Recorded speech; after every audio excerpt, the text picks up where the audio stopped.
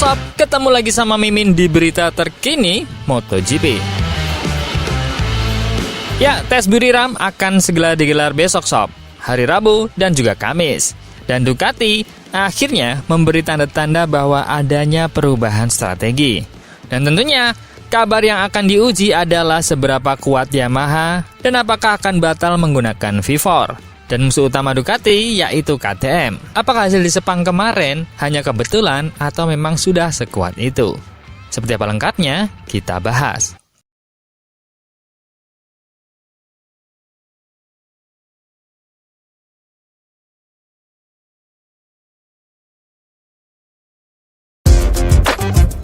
Ducati telah mengisyaratkan keputusan besar mengenai mesin yang akan menjadi sandaran musim MotoGP 2025 mereka pada uji coba 2 hari di Buriram minggu ini. Mereka harus memutuskan apakah akan menggunakan mesin baru atau menggunakan mesin musim lalu. Marquez dan Pecco, pembalap pabrikan mereka, melakukan uji coba di Sepang dan tahu bahwa harapan mereka untuk meraih gelar bergantung pada keputusan yang tepat. Ini bukan hanya soal mesin. Ini selalu merupakan paket berisi hal-hal kecil dan sekarang para teknisi akan punya waktu untuk menganalisis banyak lap yang saya tempuh dan juga Pecco, kata Marquez. Saya pikir mereka akan membuat keputusan yang baik karena apa yang saya lihat selama 3 hari di garasi adalah mereka sangat berani dan tenang dalam mengambil keputusan yang tepat. Terkadang, Anda perlu bersikap konservatif ketika Anda sudah memiliki motor terbaik. Kita harus sangat jelas, sangat yakin, bahwa mesin yang digunakan untuk 2025 harus jauh lebih baik. Dan saat ini, kita belum mengetahuinya. Jadi kita harus menunggu. Keputusan Marquez untuk mengambil pendekatan konservatif pada motor 2025 muncul karena keinginannya untuk menghindari resiko. Terutama ketika kesalahan apapun harus ditanggungnya selama 2 musim. Yaitu durasi kontrak Marc Marquez saat ini dan yang pertama dengan Ducati. Kita tidak bisa mengambil resiko yang tidak perlu. Kita perlu memahami bahwa dengan paket sebelumnya, mereka sudah memenangkan 19 dari 20 balapan. Tapi tentu saja, para insinyur dan pabrikan selalu ingin melakukan perbaikan.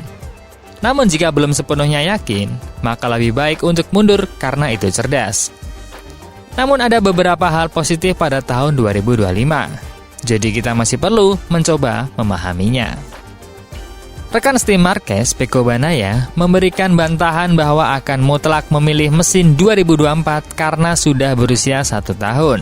Meskipun dia juga mengakui bahwa mesin 2025 masih ada kekurangan. Yang penting adalah GP24 adalah mesin yang fantastis dan bekerja dengan sangat baik. Tapi, ini sudah 1 musim kami menggunakannya. GP25 mesinnya terlihat fantastis, penyaluran tenaganya fantastis, tapi masih ada yang kurang. Jadi, ini bukan pilihan yang mudah dan kami masih butuh 2 hari lagi di Thailand untuk memahaminya.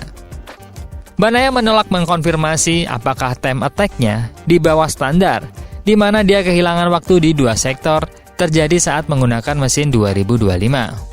Manajer tim Lenovo Ducati, Davide Tardozzi, memiliki pendapat serupa dengan Marc Marquez dan mengungkapkan bahwa keseimbangan setelah Sepang lebih condong ke arah mesin 24. Mesin 2025 memiliki potensi yang sangat bagus, tapi pada akhirnya kami berpikir bahwa pengaturan memaksa kami untuk bersikap konservatif karena mesin ini harus digunakan selama 2 musim. Jadi saat ini, keseimbangannya sedikit lebih condong ke tahun 2024 daripada 2025. Namun, keputusan akhir akan diambil besok di Thailand. Wajar jika Ducati hati-hati kali ini dalam memilih seri mesinnya. Karena di tahun 2023, meskipun Pecco juara, nyatanya cara membalapnya harus dirubah sedemikian rupa untuk bisa menjadi yang terbaik. Terbukti ketika tahun 2024, para penunggang GP23 sangat kesulitan untuk menggunakan motornya. Hanya Marc Marquez yang paling sukses menggunakan motor itu. Mesin GP24 sudah sangat baik. Jadi jika melihat para rival yang semakin kencang, maka memilih hal yang belum pasti adalah sebuah risiko besar. Berita kedua datang dari Yamaha. yang akhirnya mengakui bahwa ini sudah jauh lebih baik dan apakah batal menggunakan pivot. Fabio Quartararo mengakhiri tes MotoGP Sepang minggu ini di posisi ketiga setelah mencatatkan putaran terbaiknya di sirkuit internasional Sepang. Pembalap Prancis itu sebelumnya tidak pernah memecahkan batasan waktu di 1:57 di Sepang kemarin. Tetapi, dia akhirnya berhasil mencapai waktu 1:56. Satu-satunya pembalap non-Ducati yang berhasil melakukannya pada hari terakhir tes minggu kemarin. Fabio Quartararo mengatakan bahwa dia sangat gembira. Putaran tercepat saya saat kualifikasi tahun lalu adalah 1:57,5. Jadi saya pikir selisihnya lebih dari 0,8 detik. Saya katakan bahwa dari 2019 ke 2024 kita akan meningkat 0,6 detik. Dan dari 2024 ke 2025 ini akan meningkat 0,8 detik. Tentu saja kita bisa bahagia. Tapi kita harus tetap tenang. Ini baru ujian, tapi menurutku ini cukup bagus. Tahun lalu dalam uji coba, Pecco Bagnaia mencatatkan waktu 1:56,6 atau 1:56,5. Dan kurang lebih itu adalah waktu putaran yang mereka catat tahun ini. Jadi, saya rasa kami bisa cukup senang karena kami mendekat. Antusiasme Quartararo tentang kecepatan satu putarannya diperkuat oleh konteks tahun 2024. Di mana kualifikasi merupakan bagian tersulit di Yamaha. Yang terburuk tahun lalu bukanlah balapannya, tapi tahun lalu yang menjadi masalah karena kami selalu memulai dari posisi yang sangat jauh di belakang dan sangat sulit untuk menyalip. Saat ini, sebelum saya melakukan time attack pertama saya tahu saya akan mencatatkan waktu 1:56. Karena bersama Massimo Meregali, kami sebelumnya membuat lelucon di hari pertama bahwa kami tiba di sini dan akan mencatatkan waktu 1:56.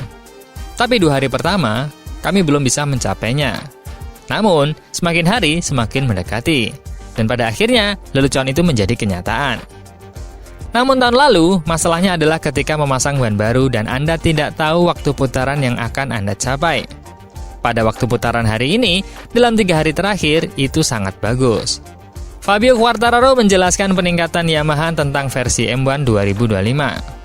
Kelihatannya mirip, tapi tidak sama. Banyak perangkat elektronik yang berubah, cara kami mengendarai sepeda, dan kami memiliki hal-hal baru pada sepedanya. Tentu saja, sulit untuk menunjukkan apa yang baru. Tapi dari segi waktu putaran, kami dapat melihat bahwa kami jauh lebih cepat dibandingkan tahun lalu. Meskipun perubahannya telah meningkatkan perasaan Quartararo di beberapa area berkendaranya, masalah utama dari beberapa tahun terakhir tetap ada. Perasaan kami meningkat pesat saat memasuki tikungan, juga saat mengubah arah. Namun, titik lemah kami adalah cengkraman. Hari ini lintasannya benar-benar keras. Anda bisa melihat bekas hitam karena ban melunak. Saya tidak akan mengatakan bahwa waktu putaran kami palsu, karena tahun lalu kami terpaut 1 detik dari posisi pertama. Sekarang, kami hanya terpaut 0,3 detik dari posisi pertama. Tapi, saya tak sabar mencobanya di lintasan yang cengkramannya sangat rendah, karena itu adalah kondisi terburuk kami. Namun, secara keseluruhan, Quartararo jelas merasa bahwa off-season ini adalah yang paling terbaik sejak dia bergabung dengan tim pabrikan pada tahun 2021. Setiap tahun, terutama dari 2022 sampai 2024, kami membuat 1 langkah. Tetapi Ducati dan yang lain membuat 2 atau 3 langkah. Saya rasa, tahun ini kami melangkah lebih jauh. Gaya berkendara saya jauh berbeda dari tahun 2019 atau 2021, karena motornya semakin cepat. Jadi, gaya berkendara saya sedikit berbeda dari sebelumnya. Sepertinya, ini adalah tahun pertama kami berhasil memperkecil ketertinggalan. Terlebih, antusiasme Quartararo terhadap paket baru Yamaha tidak sebatas hanya performa 1 putaran. Pembalap Prancis itu mampu melakukan beberapa putaran berturut-turut sambil menunjukkan kecepatan yang hanya terpaut 0, sekian detik dari pembalap Ducati terdepan. Saya menempuh 6 putaran dengan 1 pengaturan dan 6 putaran dengan pengaturan lain, dan juga dengan ban baru. Itu bagus. Saya pikir kita harus mempertimbangkan bahwa tahun lalu kita berada di posisi ke-11, ke-12 di sirkuit Sepang ini. Dan sekarang kita melihat kecepatan Marc Marquez, Pecco, dan Alex Marquez yang merupakan tercepat di sini. Jadi menurut saya, selisihnya cukup besar dari hasil kita tahun lalu. Dan saya cukup senang karena waktu putaran yang kami dapatkan itu bukan cuma 1 putaran saja, tapi berkali-kali terkonfirmasi melakukan beberapa putaran dan hasilnya sama. Sedangkan dari KTM berharap susunan pembalap All-Star-nya kali ini akan mengacak-acak barisan depan yang dulunya didominasi oleh Ducati.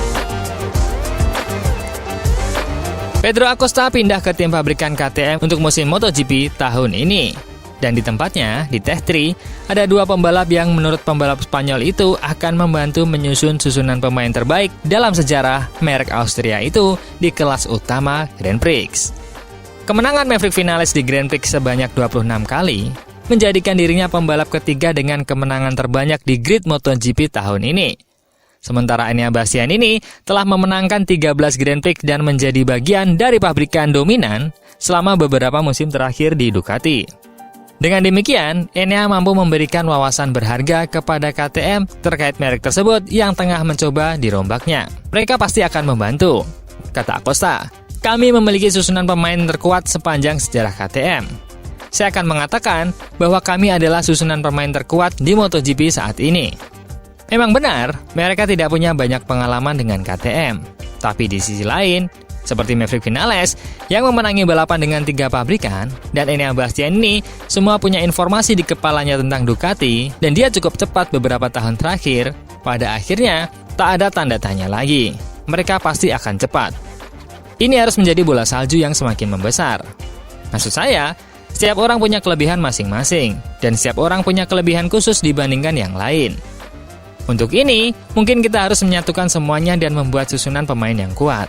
Bagi rekan tim Acosta tahun 2025 Brad Binder, pengalaman Bastianini dan Vinales di berbagai merek akan menjadi bagian penting pengembangan KTM di musim mendatang.